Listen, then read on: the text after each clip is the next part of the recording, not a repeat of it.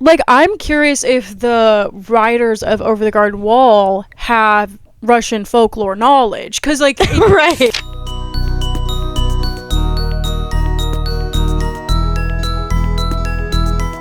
Hello and welcome to Read the Last Page, A Yap session book club with your two favorite long distance best friends. The book we read this month is The Bear and the Nightingale by Katherine Arden. Yeah, and since we finally read the last page, let's talk about it. Hi, B. How are you after our, again, hiatus? Another hiatus. Good. Yes, we had to skip our last yap because I was sick, and it came out of nowhere. It was like a day and a half of feeling sick, and then I was fine. But yeah, I've been busy. I've really been busy since starting my new nannying job, which isn't even like, it's not even 40 hours a week, but just having work commitment Monday through Friday. I know this sounds like, girl, we're all doing that except you already, but like figuring out how to fit my life around that, because it's like it's after school till like 7:15, so it's like I'm still figuring this out. Like, I need to be being more productive during the day. And then, like, my little sister, as you know, moved here, and my other friend Heidi has moved in now, so it's like it's us three in the apartment. So that's been really good, and we've like organized our kitchen, which is like our main common area, and we like bought a shelf, and we blah blah blah. So that's been good, and like we've been hanging out, the three of us, and so yeah, I got my nails done yesterday. Kelly took me to get them done. She paid for them. I haven't had my nails done in like, I don't even know, maybe five or 6 years or something. Like done at a salon. So it's gel. I've never gotten gel before. So we're gonna see how long it lasts. But yeah, I'm tired a lot because again, I'm getting home from nannying and I'm wanting to have like a whole day. You know what I'm saying? Yeah. So, but yeah, I recently saw, I know you saw Project Hail Mary. I haven't seen it yet. Incoming. But I did see Undertone. Have you heard of that one? Oh, yeah. I'm surprised you saw that. It looks scary. Yeah. Well, Seth's really into like horror. Okay. So he really wanted to see it. And, we were gonna see Project Hail Mary that day because this was like on Sunday, and we were like, let's go watch that. But it was opening weekend and it was like super packed full. We were gonna have to like sit in the very front row. I was like, let's just like wait another week or like go during a weekday so we can like get a better seat. So then we saw that one, and he really wanted to see it. It was definitely scary. Yeah. Is it like about like a podcast, like a haunted podcast or something? It's like the main character is a girl, and she podcasts with her friend. You actually never see the friend. Like they're just on call with each other. And they like host like a sort of like a horror podcast, like he's the other guy that she's like podcasting with like thinks like people will send in like video clips or audio or stories, and then the girl is kind of the skeptic who's like wants to debunk it in a way. Sure. Okay. But he's like, I don't know, it seems real, you know. Yeah. So the girl, the main character, and she's probably like our age, like maybe a little older, but like her mom is dying, so she's like staying with her mom. Her mom's like upstairs in her room, just like she basically just sleeps all the time, but she's like kind of caring for her mom. And so they get an email with like these 10 audio files that are like someone sent it with like a weird address and like a weird body of like the email. And so they're like, okay, like let's listen live on air, you know. And then it's like the audio is creepy basically, and then like they're like looking into it, and then sort of the things that seem to be happening in the audio files then seem to kind of be happening in real life to her. Like, and kind of surrounding like her ailing mother. It was creepy. It was scary. I actually felt like on the edge of my seat the whole time, because there wasn't like a ton of gore and a ton of jump scare. It was like building suspense and tension like the whole time. Like I felt like I never got like a moment of feeling like safe, you know? Yeah. Because she's just in her house by herself, well, with her mom, but it's just the two of them the entire movie. Like, okay, you don't see, I'm pretty sure like you don't see like any other like characters outside of like you don't see any other setting besides for her house. So it's like high tension the whole time. So I mean, it was good. It was scary. Like, yeah, I don't think I'd like it, but I've heard people say good things about it. So yeah, that's interesting. Yeah. Well, when you do see Project Hail Mary, save up your thoughts, and we should talk about it on the podcast. Okay, yeah, we should. Thoughts. I want to see it again, but yeah, unless you hate it, then it's like we can talk privately. I think there's like no way I would hate it. Really? Well, I don't know, because it's just like you're like science, and so I don't know if like any science things would turn you off ever. But like, think of Interstellar. Like, true. People are saying it's like Interstellar for like the gay community, which I have no idea what that means. I had multiple people tell me that, and I'm like, yeah. Yeah. But like, in a way too, I'd say Interstellar is for the gay community. That's so interesting. Yeah. Anyway. Sorry. Anyway, it's more fun than Interstellar, obviously. Oh, okay. Just because it's a comedy. Oh, I didn't know that. It's a comedy just because the main character is really funny. Cool. In that way. Cool. But yeah. Anyway, one of the AMC's here has the costumes from the movie on display. What the frick? That's cool. Yeah. That's so cool. My roommate Heidi, like, she's studying like costume design and construction and stuff, and so cool. I mean, I think it's cool too, but like for her, like, you know, that's like super cool, you know. And I'll be honest, I sent a text to one of my friends after I saw the movie, and I said I gasped with every costume reveal. Because first of all, Ryan Gosling's just really important to me in that movie. Okay, cool. And so every costume I was like, love. Cool. Well, so how are you? I'm all right. I'm doing fine. I think it's just like I just have to get through these next 2 months probably, and then I'll be okay. But then it's like, meh. It's fine. Anyway, I don't know how to like wrap up my week, my few months. Yeah. But I know we haven't yapped in so long. Yeah. It's been, I don't know. It's been tough, but I'm feeling good today. That's good. I've got a lot of schoolwork to do, which is kind of annoying because I'm like coming out of my spring break, and I gave myself the week to like not think so much about school. But now I'm like, well, I actually do have a lot of stuff coming up next week, and I should probably like actually do my work. So after this, I'm planning on locking myself in our library and just doing a bunch of stuff. But yeah, I'm trying to think like, what have I been doing? I saw a movie last week that's not Project Hail Mary, but we saw the movie Ready or Not 2. Do you know anything about Ready or Not? I mean, no, like I've seen the preview and stuff when I'm at the movie theater, but I've never seen the first one, so. Right. Well, so I love the first one. Like the first one's one of my favorite horror movies, I guess. Because it's like, I like horror movies that aren't technically horror in a way where it's like, it's not like, hey, this is gonna scar me when I walk out of it. like it's like mostly fun. And so like Ready or Not is really fun. And so they made a sequel, which I'm like, wait, that's wild. How often do like horror movies get sequels? Yeah.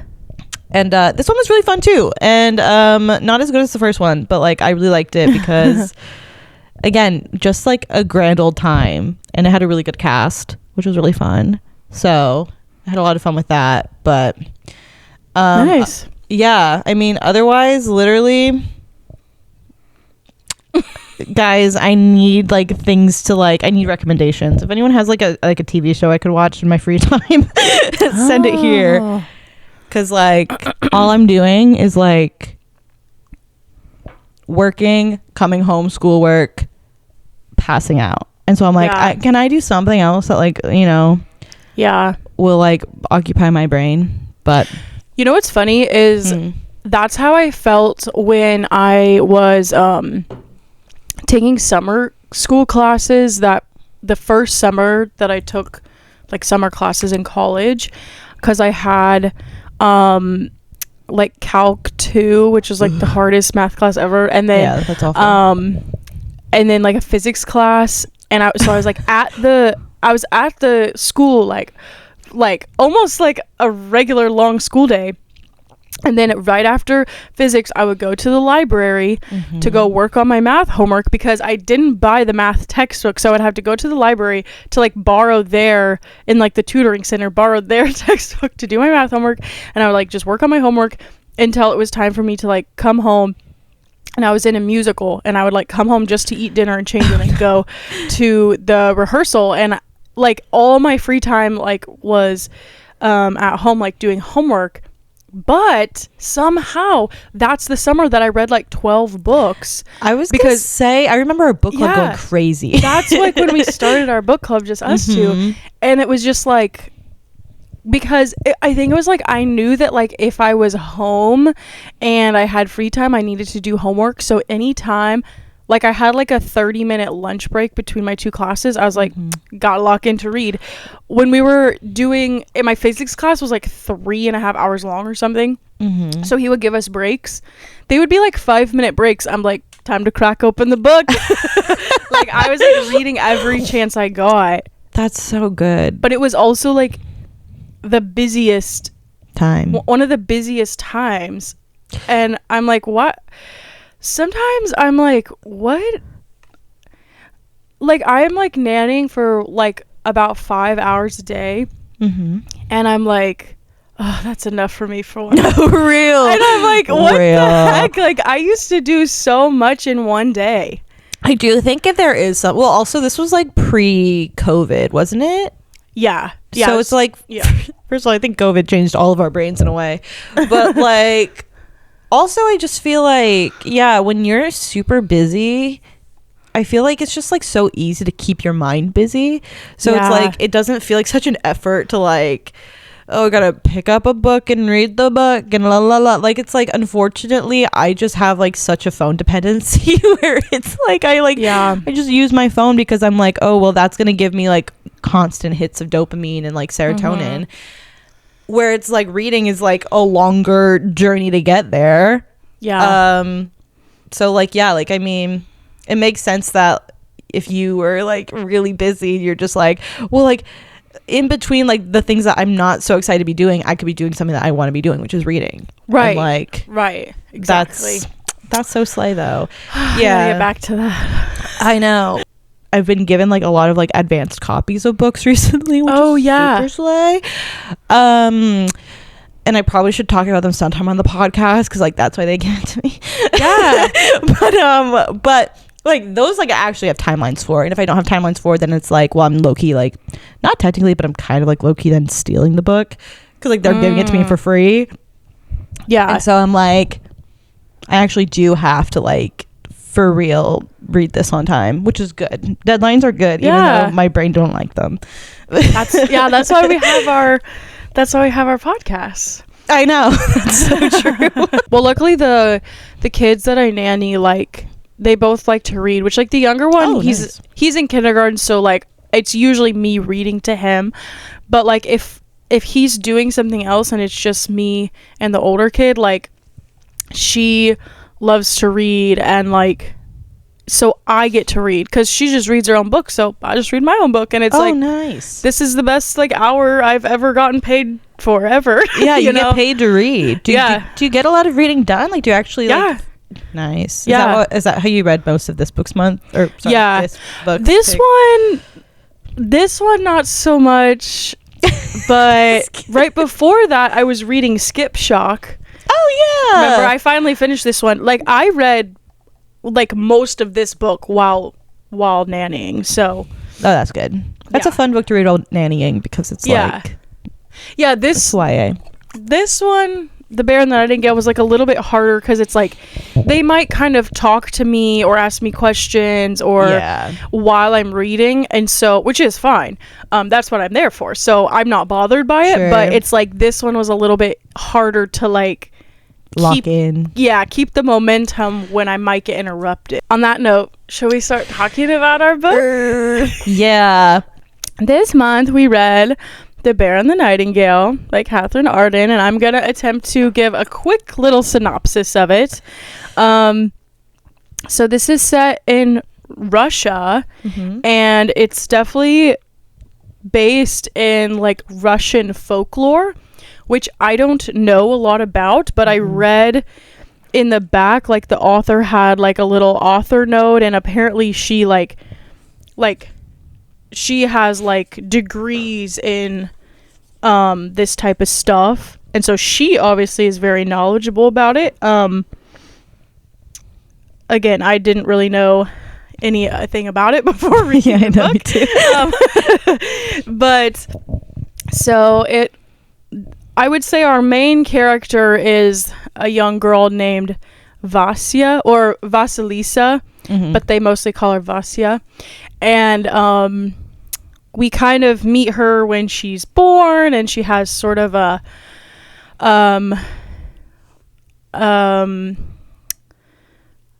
what's the right word? A dramatic entrance into the world. Sure. Okay. Yeah.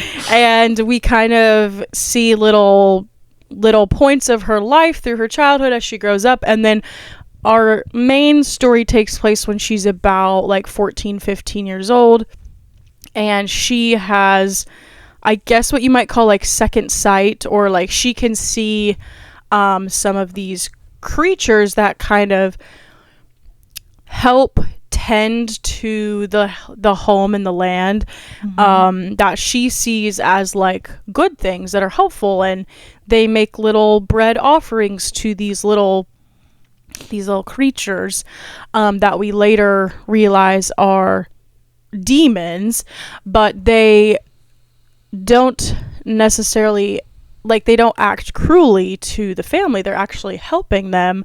But she can see them, whereas like the rest of the family can't. And there's a lot of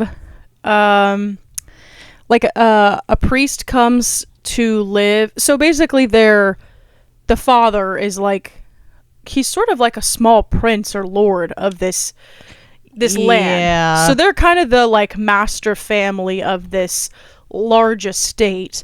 So they have several different people that are sort of living with them, working for them / alongside them.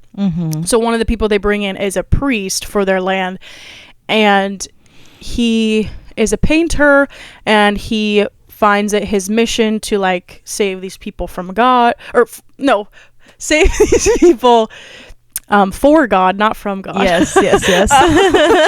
But save these people like from any sort of evil ways or demonic things. So they're kind of realizing that like Vasya can see these things, and he's like, you guys need to stop interacting and giving offerings to these because they're not of God. But then it kind of turns their estate into like, then the land is kind of dying. Like it makes their life harder because these creatures are like helping them. Yeah. So anyways, then there's all I'm like, is this a good overview? Anyways, so it's just kind of like this girl and her plight in life, and she's, given the time that this is written in, which I couldn't even tell you a year. Yeah, it's like in the past, like it's in the past. Right. She needs to, either be married or go to the convent. That's kind of the two options for women. And neither of those really suit her, nor does she want to do them. Yeah. So there's kind of this push and pull between what her father thinks, what the priest thinks, what her stepmother thinks. And, you know, her stepmother also has second sight, but she really tries to be like a good, pious Christian, and she doesn't want to see these things. She goes to the church to, you know, keep these things from getting to her, whereas Vasya is interacting with them like they're her friends. So there's like this tension between them. And then there's this whole overarching folklore part of like these two greater beings like kind of wrestling over the land. It's is this good? Am I doing a good job? It's like I'm trying. There's a lot of moving parts. Like there's a lot. Laura and I, we were texting throughout our reading of this, like much more than we usually do. Usually we're kind of hands off with like what we're saying during the actual reading experience, and we talk here. But like we were very much talking about how like really this book I don't think starts until the conflict, like the climax of it almost. And so it's like like I think the majority of this story that you need to know about going into it is that it's about this young girl who can see spirits, and a priest comes and threatens the like their way of life in a way. Their way of life. Yes, exactly. And so because of these spirits. Right. And so it's a lot of like what actually is good versus evil, what is like nature versus actually just a lot of nature, like just nature. Like there is a lot of nature. It could be nature versus man, but like it's just it's interesting. And like B was mentioning, it's very steeped in Russian folklore. And I had just like Russian culture. You could not write a book in Russia without obviously talking a lot about Russian culture, which folklore is very much steeped into Russian culture, which I think is really interesting. But yeah, if you have no background knowledge, it might be a little bit of like a tumble into I stumbled my way through this at some points. But no, I think that was a pretty good overview. There was a glossary in the back of this one too. Oh, so you got a glossary? Oh, you did. Oh, I didn't get a glossary. Was it helpful? Like because there's a few things where it's like you can just interpolate based on context, but there were some things I was like, I'd like to know what that word means, and so they had some of the words in the back. Whoa. I like needed that probably. Okay. But I don't know if you might know this, but when I was in 3rd grade, I like got in trouble sort of with my teacher because I couldn't summarize, and like we had to like summarize our books to her, and I would say like word for word, sentence for sentence. Like I didn't really understand the concept of summarizing. I understand it now, however like I do feel like I still sometimes struggle with it. Like I'm the same way, and I get scolded a lot, not scolded, but like I get reminded a lot both in work and in my academic life that like I need to condense what I'm saying. Like my writing is always so excessive because I feel like I think everything is important to know. Like it's hard for me to decipher what's important to me and what's important to other people. And I also think just like tone is really important, and so that's why I'm always like, us talking always takes 2 hours long to talk about a book, because I think we both kind of do this thing where we're over explaining ourselves. No, I know. That's why whenever I'm giving the description, I'm like, is this relevant? Like, do they need to know this? Cut me off when I start veering into wrong territory. It's just funny because, like, as I was mentioning, this book, I don't think the story doesn't kind of start until, like, the 3rd act. Otherwise, I think there's a lot of build-up and, like, setup. And so it's, like, it's just hard because it's, like, I do think you were giving examples that are important, or not examples, details that are important to know before going in. But I'm like, we are about page 205, though, right now. So, like, yeah, I don't know, but I personally, like, this book wasn't for me. I don't know anything about Russian folklore. I also think I don't really like fantasy that is like Christian specific, like demons. I just don't really like it. That's me personally. And however, like, I was thinking like, oh, I don't really like this book, but I was thinking about other books that we've read on the podcast that I didn't like. And I feel like there's been many where it's like, I would say that the reason I didn't like them is because I thought they were poorly written. Yeah. So, like, some of them, obviously some of them, maybe not, but like this book, like, I do not think it is poorly written. I just think it is just simply not for me. Yeah. And like, I think like I know there is an audience that like loves this, and like this is so up their alley. It would be enchanting and mystical and like, you know, special to them. But it's just like, for me personally, I just wasn't intrigued. But I did think that the author had like, you know, had a way with her pen, and like she really, there was a style there, and there was good choice, and there, you know, but it just, but the plot and the characters and the overall, like, it just wasn't something that's like I care so much to read. Yes. But I don't have like necessarily super harsh critiques about like the author should have written this better, you know what I'm saying? Which, because I have had that before, but I feel like this is like a different type of reason why I didn't care for it, you know? Yeah, I mean, so I agree with you 100%. I think it's always so hard for me to come on here and just be like, I didn't like this book, because I truly think almost all books serve purposes, right, and find their niche audiences. And so I feel bad always just being like, I didn't like it, but because I genuinely think it is going to work for other people. So I feel like I say this every time. That's just my whole caveat. Right. I say this every episode. I don't like a book, but like, yeah, I don't think this book was for me.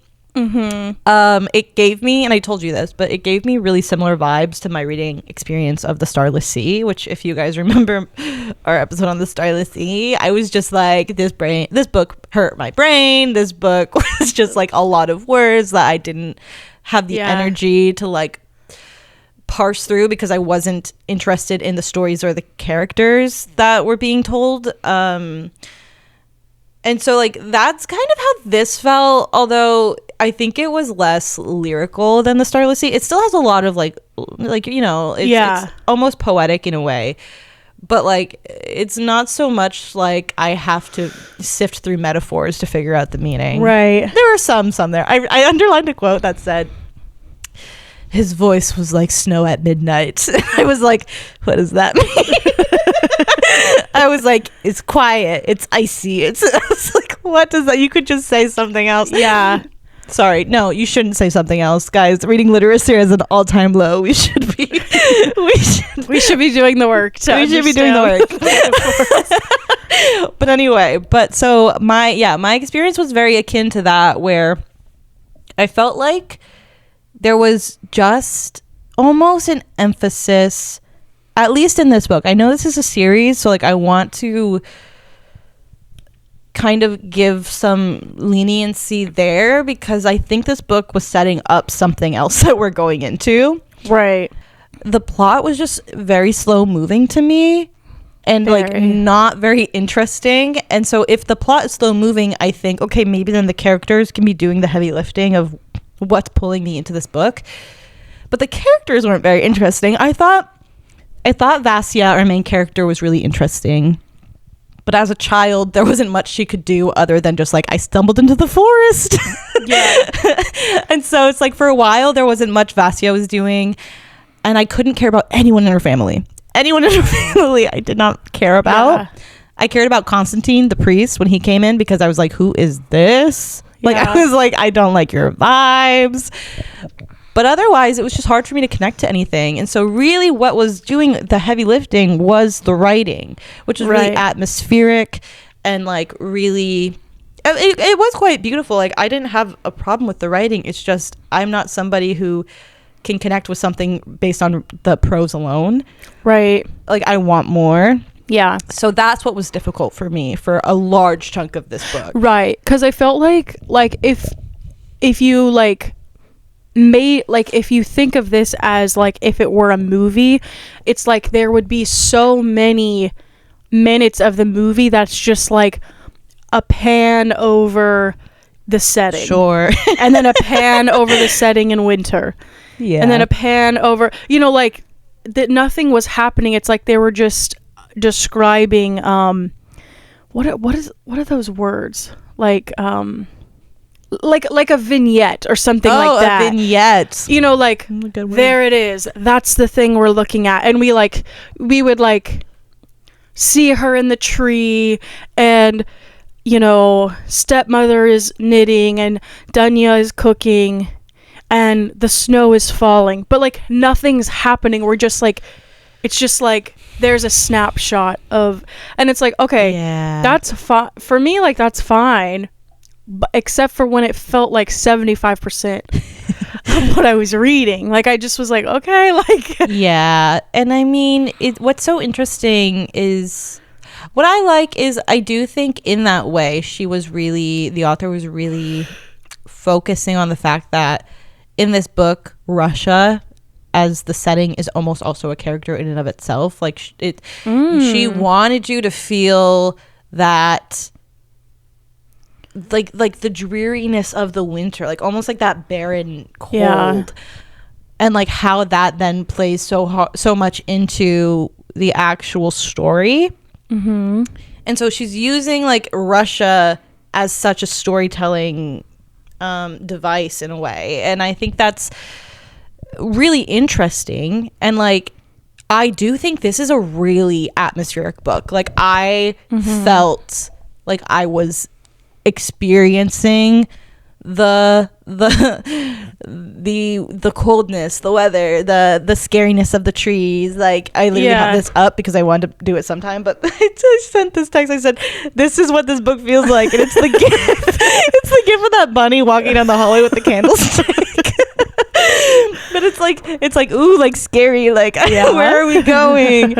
And like, it does feel like that, which I think is really great. And that's why I'm like, I know it works for people, right? Because there are people who really enjoy that, and it serves a purpose. That's the thing too. Like, I understand that this obviously serves a purpose in the book, and it's just like, it just unfortunately kind of bored me at a lot of moments. Yeah And it was hard for me to find an in, like, because I just don't think it's for me. So and it makes me nervous that I'm like, maybe it's not for me. Maybe it's because my brain is zapped from school and stuff. From school, from like my phone, from like long COVID, maybe. Who's to say? I don't know. But like, it's just like, I don't know. But again, I'm also like, well, I didn't enjoy The Starless Sea. And another book it made me think of also was like Tress of the Emerald Sea, in a way. It's because that book, I think, was like, it's fairy tale-esque, and I think folklore and fairy tale obviously go hand in hand. And I'm just like, maybe this just isn't like my bag. Like, maybe this isn't my cup of tea.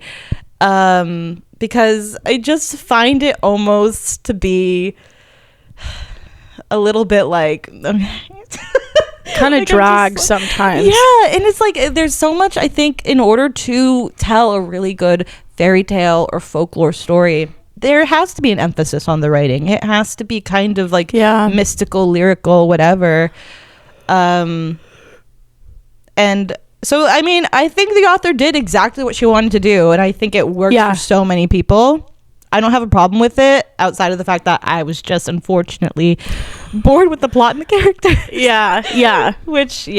But so I would recommend this book to people that are into Russian folklore or folklore in general, or Russian history, or if you know that you like like like like flowy, lyrical, fairy tale-esque stuff. Yeah. And yeah, if you have like a love for books where you can really see every scene, like you can see the leaves falling, you can feel your feet in the snow, like Ooh, yeah. this book is probably going to do that for you. So that's who I would recommend it to. But yeah, I agree. I think I would also add on to that and say, if you're somebody who likes slower storytelling, and like, because if you're somebody who likes the setup, I know there are a lot of people, especially fantasy readers, who appreciate the setup. If you're somebody who you're fine with like a real emphasis on the setting, the scenery, the long game of it all, I think this could be a really interesting book for you. Yeah, especially if you plan to read the whole trilogy. Like, yeah. I think there's some things in this book that are set up. Like, I'm thinking about, there's like a brother who wants to go be a monk, and then it's like we like never hear from him again. And I was thinking, like, I bet that this becomes relevant in like the second or third book. You know what I mean? And she has a lot of siblings too, and so it's like, and for the most part, I was like, I don't care about the siblings, but I'm like, one of these days maybe I would. I don't know. Yeah. But yeah. I agree. I think, yeah, if you're somebody who like, you're fine with a slow burn, especially when it comes to a series, this is probably your thing. Like, I think you'd like this a lot. But if you're somebody who you really like character focused stories, not for you, probably. Not for me. It wasn't for me, but that's okay. So yeah, I think that's everything I want to say. Okay, so now we can talk full book, full spoilers, actual details, get a little more into the nitty gritty of what we liked or didn't like or enjoyed or just thought about, what our thoughts are. Yeah, girl. So if you haven't read it and you want to, go get it. Pause, go get it. Come back and then disagree with us in the comments. Okay.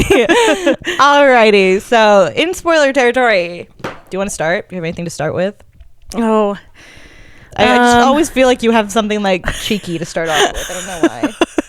So I'm gonna step back. Well, one of my first thoughts was like when Constantine first came to the house and he like saw, this is on page 105 according to my notes, he saw like Vasya, and I think he saw the little sister too, and he's like, oh, the little one is so pretty and beautiful, and he's like getting angry at Vasya. Like, what I wrote down is like, it's like it's offensive for girls not to be pretty.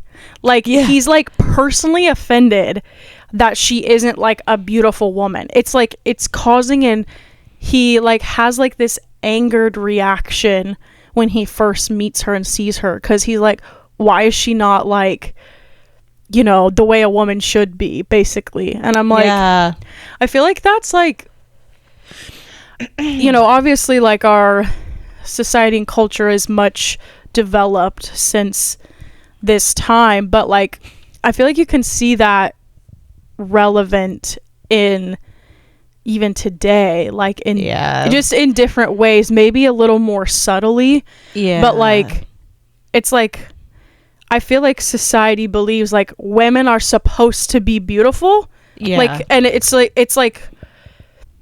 like people can act offended or wronged if like a woman isn't like holding her beauty to like the standard that you think she should. I feel like, well, that's so true. I feel like it's also like that thing. I think there's like literally a study done where when it comes to like men viewing people as or viewing women as not attractive. They genuinely just don't even see them as a person. Yeah, like, I think I've seen that. Yeah. Whereas like women are like not like that. And so every time I have to read or it's like that thing too. There's a thing on TikTok where it's like where people not a thing on TikTok. There's a thing I've heard on TikTok, right. which I've now adopted into my own ideology. But it's just like, yeah, like beauty or saying like maybe like ugliness, whatever that would mean, is not a moral failing, but like there are people who view it as that. Like it feels like morally like incorrect in a way. Like it feels like something that you should be upset with somebody over. Right. Only the people who are sick in the head. That's not like I'm not saying like that you should. Only people who are diseased. Like that is genuinely how some people view it, which is so fascinating. And I do agree. I think it's such an interesting thing to bring up in this book, which is so obviously it's not taking place in modern day. It's also very much, there's so much talk about women's place in the patriarchy. I think Vasya gets that the most, where it's like she's always seen as too rambunctious or not acting ladylike or going off and like talking to the spirits and like every time. But she saves people multiple times in this book and somehow always gets like scolded or beaten for it, which is crazy. I'm like, she's literally saving people's lives. Right. Like when she saved her nephew and her mom and stepdad were like, her dad and stepmom were like mad. I was like, wait, she literally just saved your kid's life though. It's insane to me. or like that part where like she saves Constantine from like talking to like the water spirit. And he gets mad at her for talking to the spirit and she's like, I just saved you.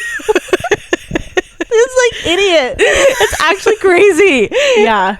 But yeah, I felt so bad for Vasya the whole entire time because I was just like, save my girl, get her out of there. Yeah, I will say I did like though. I felt like her brother, Aloysia, Loishka.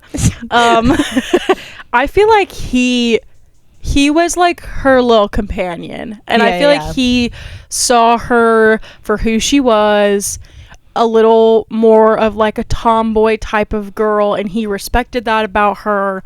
And he like I liked their sibling relationship. I feel like they got to have a few kind of jokes with each other, and I was like, okay, like somebody at least is like kind of on her side. Yeah, and just like recognizing her for who she is and allowing that to exist. Yeah, I agree. I think that's like honestly like really the only sibling relationship I felt like we had a lot of like a good dynamic developed. Yeah, there was a bit with her and the little sister. Oh yeah, Irina, is that her name? Yeah. I felt I liked them too because I could definitely see Irina is definitely mommy's girl and like she knows that, but she definitely has a soft spot for Vasya, and like Vasya has a soft spot for her too. Yeah, I agree. I thought that was I liked that too. Yeah, I agree. I did think it was good too because I felt since Anna, how did you pronounce it?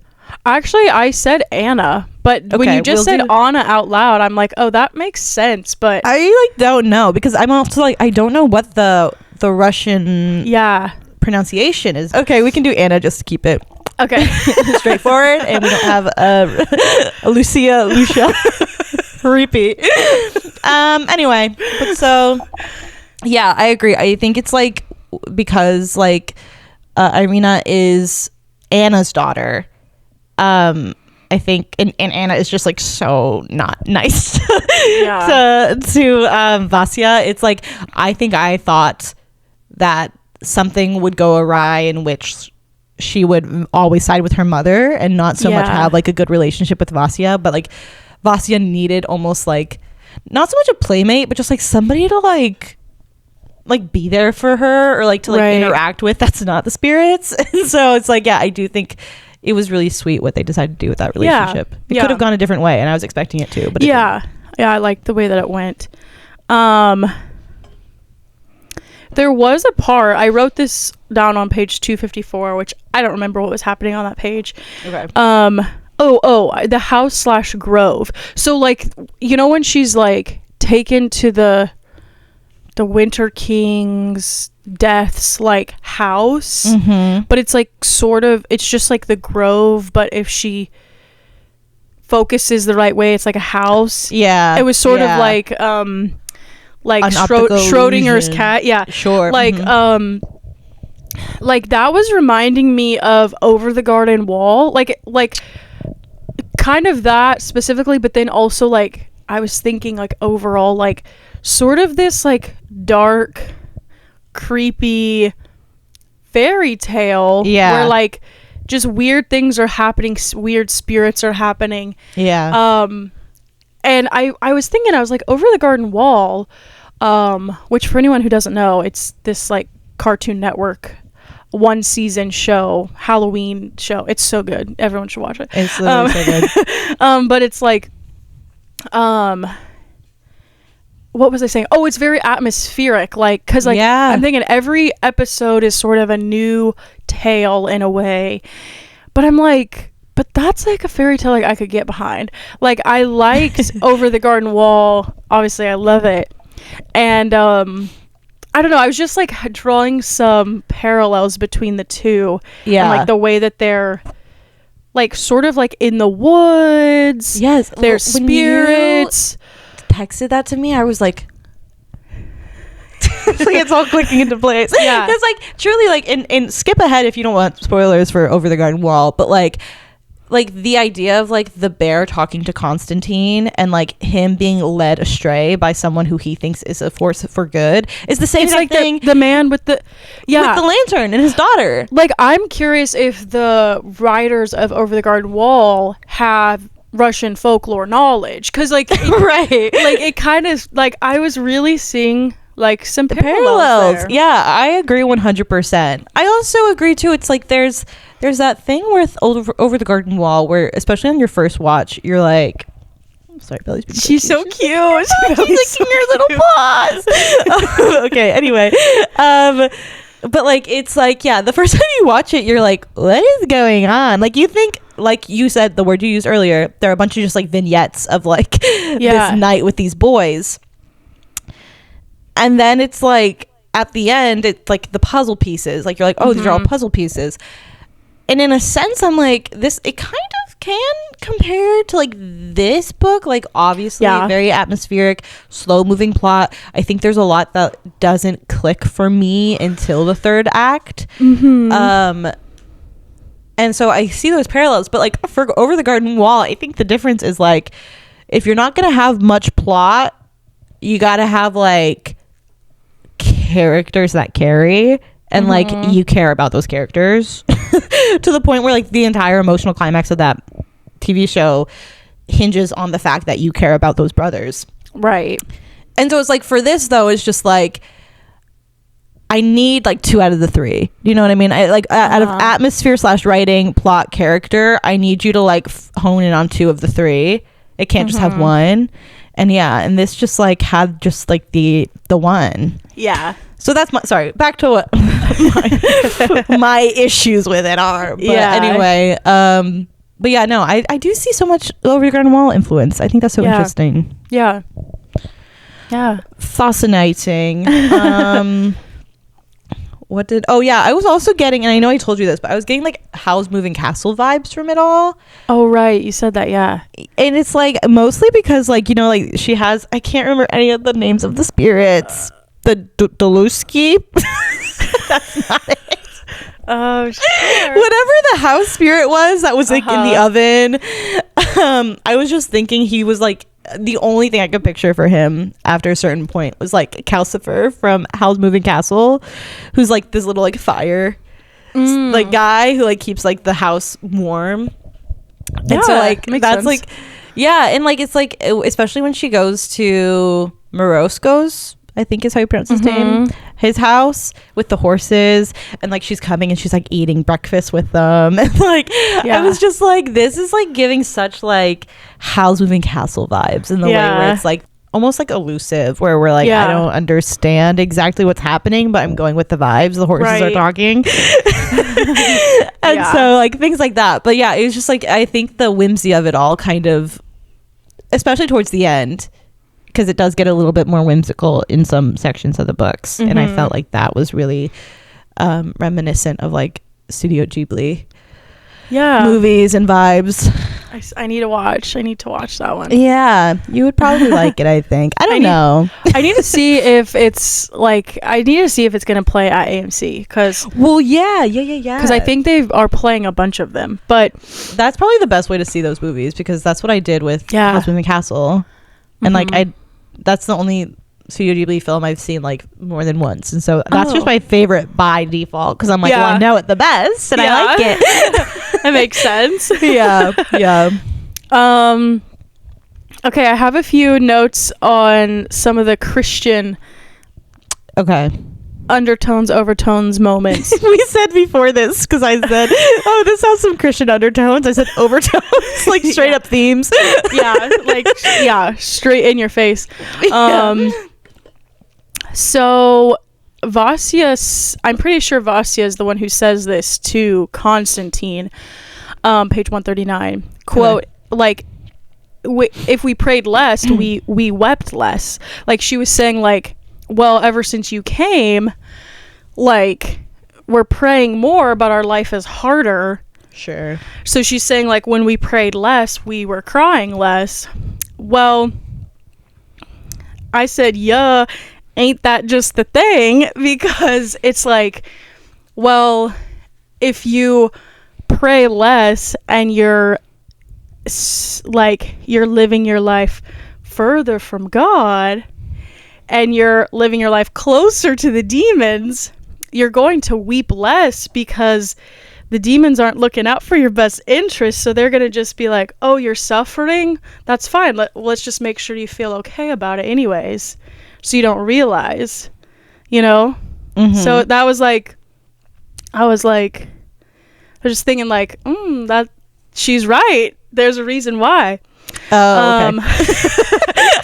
I was like, yeah, girl, but that doesn't mean you're in a better place, I guess is what I'm saying. Okay. Like, yeah, but don't you think, at least in the context of this book, that they are in a better place when they're when Constantine isn't shoving?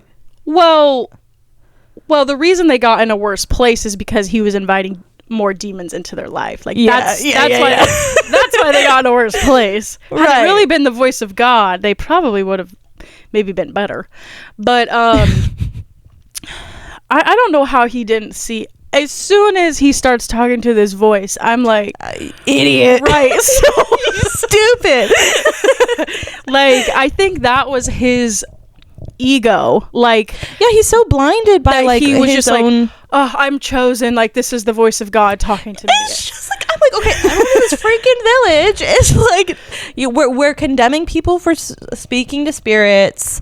Like, genuinely, like, the fact that it's like male ego, it's like hubris, and like he just like consistently showcases that. Because the other thing is him, like, at the end he like is like switches on Anna for Vasya, and it's like well, on page 291 I said, like, men doing the most for their sins. Come on now. Like, he's like, I think this is a moment he's like trying to justify, like, well, but you know, and really it's her fault because blah blah blah, and it's like, nah, dude, it's your fault, you know. And just like, he's like, all right, let me just offer up one woman for the next. And that also, like, there was a tie back at the end when when the dad, like, Piotr, he's like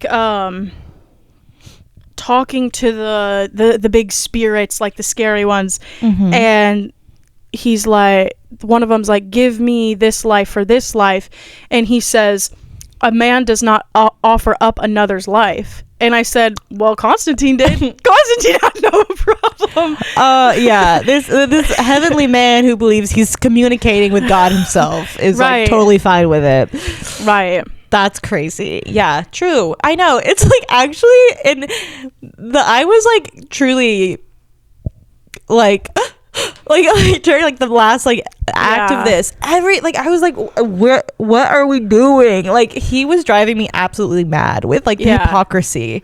Yeah, it was crazy. Also, him having this dream of his paintings basically coming to life, and Mother Mary turning demonic basically, and like kissing him, and I didn't like it. That to me that was like too far. I was like, I did not want to read that. And he was like, I tried to push away, but I have desire. It's like, I don't want to know that. Actually, I didn't appreciate the desecration of Mary. Like, that made me and and it's like he also was like envisioning Vasya, right? There were parts where I was so confused with what was happening, but like there was like also a whole moment with like him thinking it was Vasya, which is also weird as heck. Yeah, his whole relationship with Vasya was so weird. Yeah, because it's like it. It's like, not only is she less than half his age, he's also a priest. Like, there's so many angles here.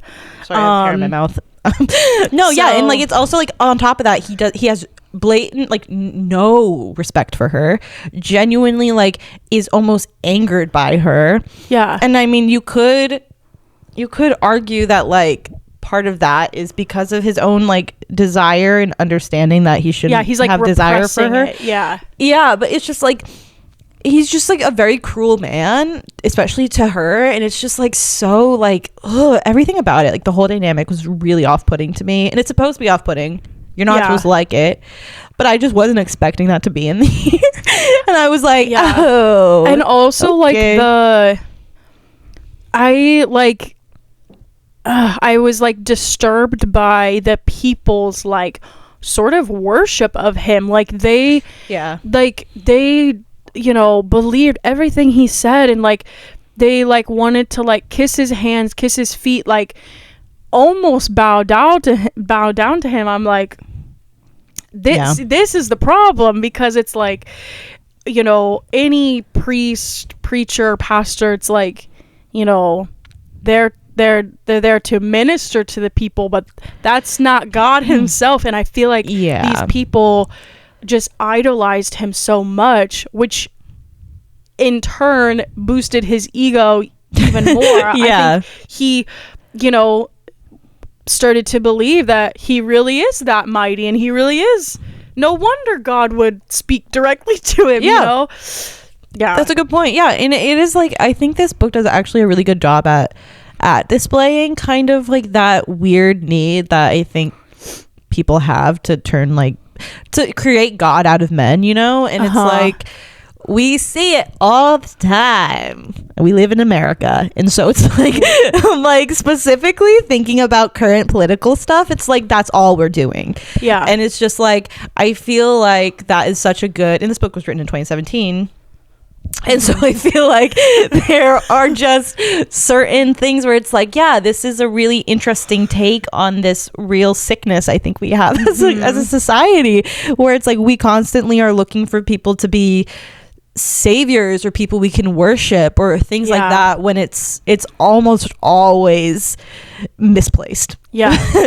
So that was really interesting in this book, and it was also scary how quickly I think it all tumbled and unfolded the way it did. And I also felt like Anna, I got feelings of like, I feel like she was like in love with him. Like she wanted his approval and admiration so bad. Like she got mad at him because she was like, you see Vasya and you never see me. Girl, first of all, he shouldn't be seeing either of you. Get up. Why are you mad? I would be mad that he's noticing my stepdaughter. Whether or not he's looking at me. Like, I'm just like, this, but she was like jealous. Yeah. She wanted his like attention and admiration. Yeah. It was just like, it was icky all around. For sure. Everyone. Anna's also such an interesting character because she obviously was taken here against her will in a way. Like she was like basically married off, and she's terrified every day because she views the spirits as these demonic creatures that are out to get her. And so it's like, that's why she obviously like basically like falls to her knees at Constantine to like be like, can you help me, like what do I do to like make sure like I'm cleansed of this demonic presence that's constantly following me around. And it's like, when you're in such like horrible circumstances, to me it makes sense for her to like see the closest man she can find to God and like have him like want his approval, like be so obsessed with him, and then the obsession turning into like very deep longing and desire. I think she's just getting it all like really confused and like, conflating things with each other, which is tragic. But yeah, and it's like then that turns into something. I thought her story was so sad because I didn't like her as a character, but the fact that all she wanted was like safety and to be saved, and that turned into like her death and demise is so tragic. Like she had a really tragic story, and like I didn't like her death scene at all. It made me feel really bad. So, but and then it just like, you know, emphasizes Constantine's cruelty because he was just like, his last words to her were like, pray or something. He walks away. When I find you, like, actually, don't make me mad. It's on site. It's on site, Constantine. Yeah. A lot of this reminded me of like the Salem witch trials and like the Crucible. Yeah, I thought that was interesting. Can you talk about that? Like just like accusing things, like bold accusations in church. Right, because if you guys don't know, I had a small acting career. Not really. In high school, I was in the Crucible. Yeah, girl. But yeah, just like, because in the Crucible, which like is based on the Salem witch trials, and I just mostly know about it from the play itself, it's always like the girls that were seeing or at least being accused of running with the devil or conjuring spirits and stuff. And it's like in this book also, it's like Vasya and Anna are the, like, none of the men really are seeing this except for like Constantine eventually, which sort of makes sense because he's the priest and he's specifically like dealing like closer, like, you know, with the spirits, I guess. But the girls are seeing it, and just like, I don't know, there was moments like when they were in the church one time, like, and the like painting of Jesus, like the face like distorted into the like the basically the bear monster thing, but it's like the girls that are seeing it and they're like screaming and stuff, and then I'm pretty sure Constantine or some other guy is like basically like, girl, get up, like what are you doing? And it's like, you know, like that's how it was from what I remember in the play. It's like the girls are like, oh, I see this, and then all the men are like, what are we talking about, you know? Well, yeah, what's so interesting too about the Crucible is like it's a take on the Red Scare in the 1950s, but like more so I think it's also talking about I mean I think it has a really interesting take on like women and like their relationship with each other in a way. and so it's like Abigail, who's the girl who is the main character of the Crucible, she accuses Goody Proctor as seeing the devil. Basically like no one's seen the devil, but like they're like conjuring up this lie so that way people like innocent women can be punished. And I just feel like there are like kind of parallels there even in that, where I mean Anna and Vasya are actually seeing these spirits, but like they're viewing them as very different creatures of one another. And Right. Anna is not, like, also because I think of her blatant dislike of Vasya from the beginning. I think it's just like she is much more open to like throwing Vasya under the bus for multiple reasons. Like she'll find like little reasons, like whether it's like Constantine's desire for her, whether or not it's like her seeing the spirits, whether or not it's like her being the closest in age to her, I guess, outside of Olga in this family. Like things like that I think are just like really triggering to her. Like I just find it really interesting. Like like she was so unwilling to like sway her dislike of Vasya the entire time, and because of that was consistently hurling like insane, like treating her just very badly. And like I do see like that kind of in that relationship between like Abigail and Goody Proctor and just like any of the girls. So like I think that's a really interesting parallel there. Also just like the vibes of it all. It's so interesting. It's like we're side-eyeing everybody, we're thinking accusatory things of people. Everyone's pointing fingers, but like actually there's no threat. Like we're creating the threat by making this by creating this controversy. It's just interesting. Thoughts on the ending?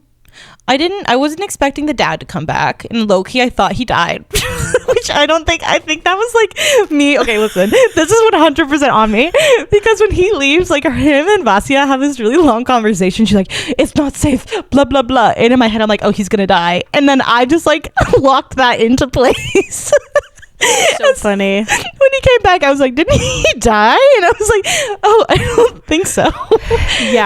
I was sad that he did die though at the end. Like I was not expecting that, but I already mourned him in my head. So like to me I was like, oh, he's gonna die anyway. So it was like everyone saw that coming.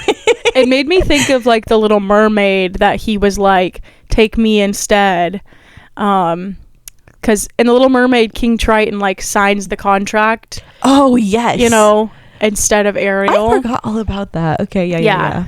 So, but like in the Little Mermaid, like then like he gets his power back and everyone's fine and dandy and he's alive. But in this one, like Piotr did not make it back. But which is so sad. It's like him and Anna both died that night. Like that's really upsetting. Like poor Irina. Like, oh my god, poor Irina. Yeah. I'm just like, I was a little dissatisfied, and I think, like, again, I think this goes back to it being a trilogy, and it's like the things I was unsatisfied with would be revealed in the next book or two. But probably, there's this the necklace thing, and I'm like, I feel like I did not understand how was that protecting her, or what was the purpose of her needing to have that. And like the secret sort of kind of died with him, like, because in the whole story, the whole thing is like her mom died in childbirth, Marina, and I think was her name. And like she was like told him like, protect my daughter, like this is my special daughter. And then he gets handed this like necklace pendant, and like, oh, she's special, give her this. And I feel like I'm like I understand why she's special, she has second sight, like she's kind of different, but like I'm like, wait, I thought that there would be more resolution with the father, like Piotr and Vasya, like I thought they would have more moment together to like discuss, like, this is what my mom, or this is what your mom said about you when you were born. And I don't know, I'm just like, oh, okay, he's just gone. Like yeah, I did find it to be like a lot of like lead up to like almost like a nothing sandwich, where I was like, wow, we're really focusing on this sapphire pendant, and then it's like, it heats up or something. Yeah. What was it that it did? Anyway, but like that's kind of the most we see it, and otherwise it's just like a lot of hush hush. Like, yeah, like I don't understand. Protection. Where's it from? What's the enchantment on it? What does it do? You know? Right. I think that has to be explored more in the later books. But I also thought like the whole end fight was so I think this all the time with fantasy books, and I think maybe it's just my brain. It's so hard to track a fight in my head. Yeah. I don't understand what's ever happening. Like the whole time I was just like, what is happening? Yeah. Like, how are the wheels moving? I don't understand exactly the layout of what's going on. Yeah. And so I felt like that a lot. I think too, it's just because there's so many people there. Like, it was like a lot of people fighting off one thing. Right. And so like that, I think also was a little complicated. I don't know. Yeah. It all worked out in the end, I guess. Yeah, it's kind of hard to follow, which is interesting considering so much of the book is like very detailed description. Yeah. But then it's like it gets a little murky at the end. Yeah. Well, at least to me when I was reading it, I was very confused. Maybe it makes sense for other people, but like, yeah, I don't know. So who is the Nightingale? Is it the horse? I don't know who the Nightingale is. I was also thinking this. Okay. So from what I remember, the winter night, or what's he called? Morosco.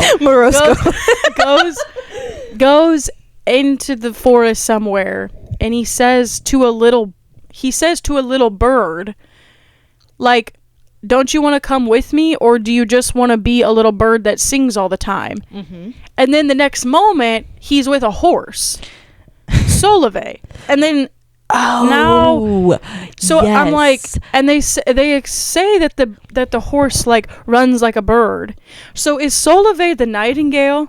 And also, is the Nightingale the mom?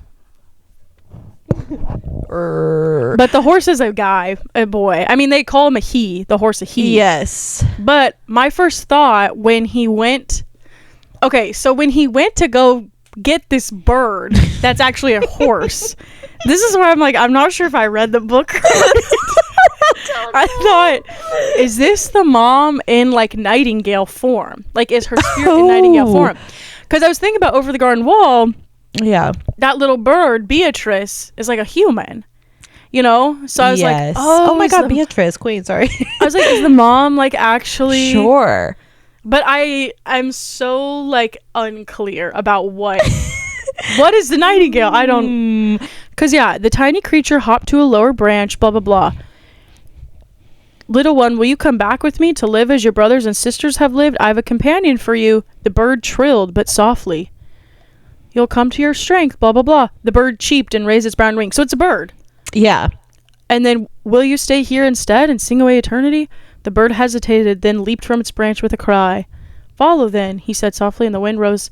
And then, like, the next moment, there's a horse. Yes.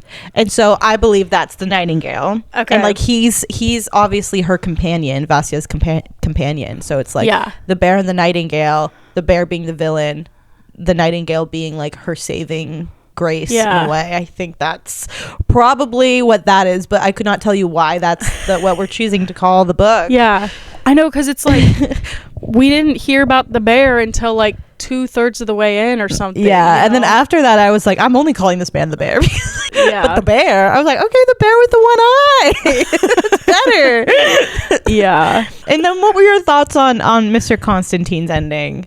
I wanted him, sorry, maybe this is too gruesome and, we don't always need an eye for an eye, but I wanted him to die low-key. Oh, is he just like fleeing? I forgot what happened to him. So Vasia and Morosco like go to his, I guess, house. I can't remember, but they go and they kind of like scare him off. They're like, you have to leave. They basically threaten him and say that you have to leave, and he's like, I'm not gonna leave. La la la. And she's like, well, you either leave or we kill you. So like, pick your pick. And I believe he just goes ahead and he flees after that. Which I'm like, okay, like I wanted him to die like in the fight. And like he just gets to kind of run away like a scared boy, which is kind of annoying. Yeah. Maybe he dies later. I'm sure like she's setting this guy up. He has to be a villain for the whole series. Yeah. Like it can't be that easy. Yeah. But I don't know. What if he just runs away? We never hear from him. Hilarious. Like her brother who went off to the monastery. Yeah, and it was like this big contention between the father and him. And the son, yeah. Yeah, he was like, you're not my son anymore. You're going to get none of my inheritance. And then it's just like, we never hear from him again. Huh? I didn't like, it's like, obviously for the women, it's almost like you would go into a book like this expecting, oh, okay, she's supposed to get married or go be a nun, which, like, not that I like that either. But he also was so controlling over what his sons did as well. Yeah. And it's like, so there's no relief and there's no choice for these people, are there? Because he's mad at his son for... the son so clearly was very passionate about wanting to be a monk and wanting to do that. And it's like, why are you so mad at him for wanting that? And like, then there's something else with his other son. I can't remember what, but he's like, you remember how I felt about your brother going off to do this? Like, if you go... I think he wanted to go fight in a war or something. Oh, yeah. He's like, if you go do that, like, I'm not giving you any of my inheritance. Like, you're not my son anymore. Am I really going to have to lose both my sons? I'm like... It's your choice. Like, I just was, like, so frustrating. I feel like nobody had autonomy in this book besides for the Piotr. To an extent, he just had to marry this woman. It wasn't really his choice. Yeah. I guess Constantine had some autonomy, and I think Dunya did as well. But of course, she's still working for the family. Right. But everybody else, it's like nobody was happy with where they were because they're all forced to be there, and it's like right, like it's like for sure saying something of the times, but it is really interesting to know that like the only person with autonomy absolutely abuses it to the point where he actually then has no autonomy. Yeah. So it's like really at the end of the day, no one has autonomy, right? Because the guy who had all the autonomy is now being like literally forced to leave. Yeah, forced to leave, and also just like absolutely hijacked by the demon. His ego, yeah. Ooh. So okay, there's some juice there. True, that's why I'm like, I think this woman who wrote this book, Katherine Arden, I think she had such a vision, and she absolutely executed it the way she wanted to execute it. And in another world where I'm a fantasy reader who appreciates long atmospheric books, I'm sure it would hit every like it'd check every one of my boxes. Right. But no, I don't know. It was hard for me. It was hard for me. And I think you can tell by the way I'm talking about the book and like not remembering half the names, half of like the folklore explained.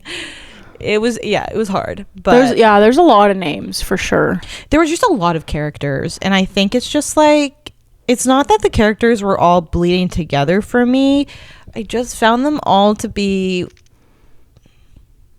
not like characterized and individualized enough. Yeah, like or just like interestingly enough for me to want to care about it. Like the ones, because the characters that stick out for me obviously are like Vasya, Morozko, Constantine, and Anna. Like those are like the four that I was really intrigued by, and because it's like two of them are straight up evil, and then one of them is like our main character who's like kind of having to punch up the entire book and like really battle her way to like actually escaping or like having any say in anything, which is really interesting. And then Morozko was like a really interesting force where like he felt very dangerous and scary but like was consistently helping her, and so he was just interesting for me. But other than that, like everyone in the family, Piotr he the dad, any of those are good. He was kind of interesting, but like I just felt like we got too much of him in the setup of it all, like him just like interacting with the kids, where I was like, I don't know, like it's like if Vasya's not here, I just don't care. Like it was tough for me. And like there was a lot of like nicknames for everyone's names, which I feel like made sense for the most part, but there was like a couple instances. There's like Olga, And then there's like one of the men that works for them is named Oleg, and like I like hard to tell. a couple of times I thought, oh, that's like a nickname for Olga, and then I'm like, wait, Olga's like married off and not even here, right? You know, like it could just be a little confusing sometimes to keep straight the nicknames. And I mean, I know that there is a thing in Russian culture where it's like we saw a lot of like, and I actually like wrote this down because I wanted to look into it, but like we saw a lot of people like having the shka like attached to their name, like Oleshka or whatever, and which is really interesting, and that's like it's like a term of endearment in Russian, the Russian language, which like I think is really interesting to include in this book. But it's like, then on top of that we have like Vasya's real name being like Valesky. I think Vasilisa, and then they shorten that there, but then they also then like include like terms of endearment for her, and it's like things like that. There are like a lot of steps there that like can get a little confusing, I think, to people who, for an already kind of big cast, I think it's like just a little confusing. You know what I'm thinking? I don't think Anna ever had like, I don't think so either, like Anashka or something. Like she was always Anna Patrovona. Yeah. I want to say Anna Pavlova, but that's like the famous ballerina, right? Not Anna Pavlova. Anna Pavlova, which I don't know if that's because maybe you wouldn't give like your stepmom a nickname like that. It's maybe more so like a term of endearment for like siblings, the kids, or even like Donya, like having like a mother like figure, like but somebody who isn't always going to be as like, you have to show like the way of respect that you do for parents potentially. But like I mean that is true. Like Anna's never given terms of endearment in the family. Oof. I have to do some more research into that, but interesting. Anything else you want to talk about with this book? Nah. I didn't think we were gonna fill up the 2 hours. I know. Can I be honest? Like, I really thought, I was like, I don't know what I'm coming in here to say. But I'm okay to put that one back on the shelf. And did you buy that one, or do you have no okay, I just good. The library is what I mean. Okay. Which is a bummer, because I mean, I know a lot of people really like this book, and again, does this mean that it's sci-fi? Is that what that's saying? That's not science accurate. Fiction. Maybe they're combining the fantasy and science fiction sections together. I don't know. But like, girl, there's not a single thing in here that can be sciencey. It takes place in maybe 1500s Russia. Like, I have no clue. I have no clue where the science is coming from. That is so funny. Sorry to interrupt you there. No, you're totally fine. I think it is just like I told you this, but it was marketed to me as like a cozy fantasy, right? And like that's what I sent them. This is what this book feels like. It's like walking through a dark hallway with a candlestick. Cause I brought it up to Heidi because she's read like every book ever. Okay, and she's like, "Oh yeah, I've read that one," and I was like, "Oh, she liked it." Like she liked it. She did like it, but she said like she never read the second and third one. But she's like really into like fantasy and stuff like that. Okay. More like, I would say more so than we are. So more up her alley. And she likes like horror and darker stuff too. Okay. But I was like, like me and Danielle just aren't really vibing, because it was told to us that it was like cozy fantasy, and I hadn't finished this, by the way, and she like, her face, she was like, what? She's like, it is not cozy fantasy. I don't know who told me that. I could have sworn it was on so many book recommendation lists as like this like cozy like winter read, and I was like, she was like, just because a fantasy book takes place in a cabin or like a cottage or like in the woods does not make it cozy. I know. I felt very led astray. So I think that wasn't helping. And like, I just think now I can finally like make a declaration that I'm not a fan of the folklore fairy tale-esque type books. I don't think they're for me. Yeah. I might keep trying later, but maybe not for the book club, because maybe I'll want to just like open and then like, boop, I actually don't like that one. Yeah. I know. I'm trying to decipher if it is something I like, because when people say fairy tale, I think of like Disney princess, and I'm like, well, I love that. You know, but like in this sense, I'm like, well, I didn't really like that. And like, so I'm not like sure. And I think about my favorite book when I was in elementary school that I made you read, The Palace of Mirrors. Yeah, okay. Like that's like fairy tale in the sense that it's like about a princess, and it's like I love that book, but I'm like, but this is something different. So I'm like, I'm not really sure. Like, yeah. I don't know, because I do like fantasy. Yeah, and of course they can kind of overlap. So I'm like, I'm not sure where I stand, I guess. I think what it is for me, because I like the idea, like as I was saying to you, I'm like, I think there's a really interesting story in here, and one that I could really connect to, but I just don't like the way it's being told to me. Yeah. And I think that is where my disconnect is with any fairy tale-esque or I guess folklore books. It's like, I like the concept of a fairy tale a lot, but because fairy tales, I think, have to have a certain language with it, specifically when you're in literature, like it becomes very like, for me it's just really hard for my brain to decipher a lot of like what's actually going on, because the language is quite flowery or like I don't know, lyrical, whatever, poetic, things like that. Like I just think there's just something in it with like when you mix the magic and the fantasy with kind of this very like lyrical writing, it's like two things that my brain already needs kind of more time to adjust to. And so it's like I can either do the fantasy or I can either do the lyricalism. Like I don't know how to exactly make them work together. And so that's my struggle. And I'm sure if I found a book that had a very like plot and characters that really fascinate me, I could do it, but I just think it's like not so much my cup of tea. Yeah Which is tough. Yeah, for me it was like I just was sort of just like bored reading it. Like I was reading it and I feel like I was comprehending most of it until we got to the Nightingale part, but like I was just like, I get it, I see what's happening, but I just felt like at the same time nothing was happening. I was just like, I just felt like I was just like turning pages to turn pages, you know? Yeah. So yep, but that's okay.